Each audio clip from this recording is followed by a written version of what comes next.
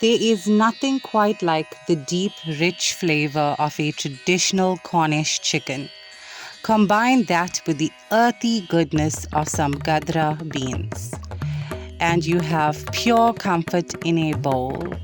Let's cook a meal that tastes like home. Cornish chicken meets Gadra beans. Thick gravy, intense flavor, absolute perfection. Let's make this beautiful dish. Welcome to my kitchen, the heart of the home with me, Neris.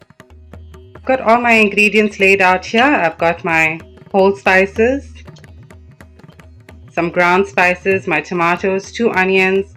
I've got some curry leaf and thyme. I've got my potatoes here and some fresh Gadra beans. That's what's different. I'm using Gadra today. I've got my masala. That's my Cornish, nicely cleaned. You can see the leg piece, the eggs, everything is there. Let's cook some Cornish and Gadra.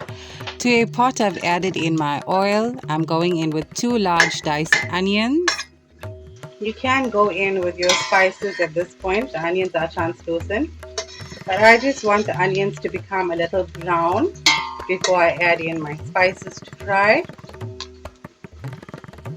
Okay, so the onions have just started to brown. I'm going in with my whole spices, bay leaf, star anise, cardamom, clove, some cinnamon sticks. So I'm just going to let those whole spices fry with the onions. I'm going in with 2 tablespoons of ginger and garlic paste.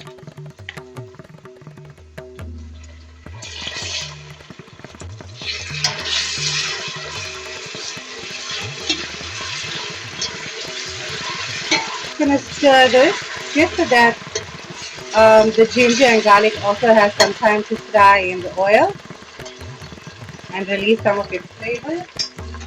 I've got some fresh curry leaf here.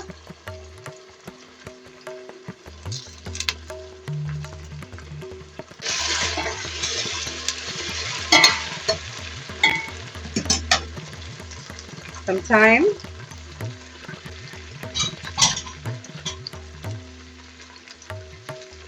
Two medium tomatoes.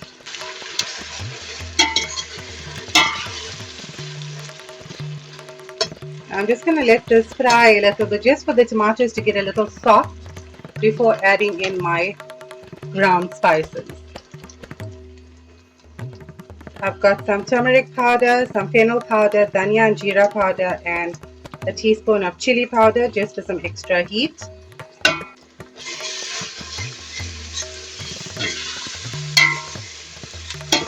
So I'm going in with my masala.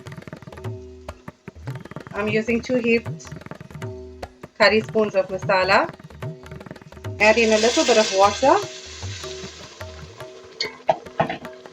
So you see, once I've added in that masala, it became very thick. And I don't want the masala to burn. Sorry about the steam. So I've just added in a little bit of water just to loosen up the spices and to make sure that the masala doesn't burn in the oil.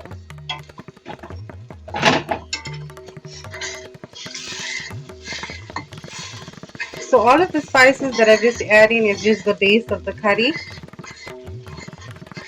It's going to make it a nice thick gravy. Okay, so this has been frying for a little bit on a very low heat. It's now time to go in with the Cornish pieces, the walkies.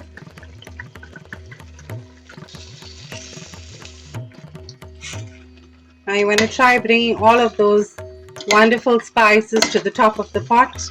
Make sure all of that chicken gets nicely coated in that gravy.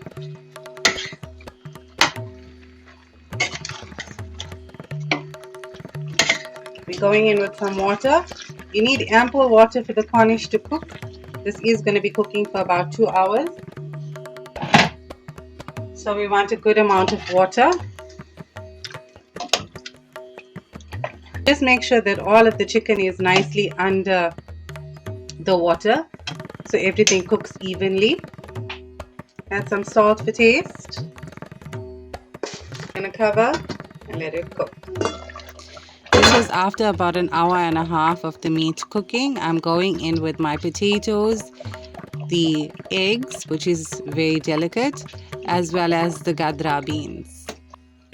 We want to give everything a nice good mix, making sure that the potato and Gadra is nicely underneath that gravy, giving it some time to cook.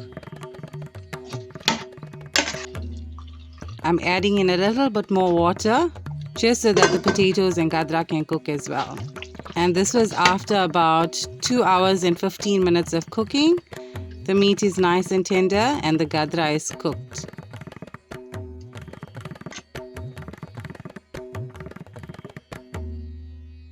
Your Cornish chicken with Gadra beans. You can garnish with some coriander just to give it that extra pop of color. But look at that. A beautiful, hearty, comforting Cornish and Gadra.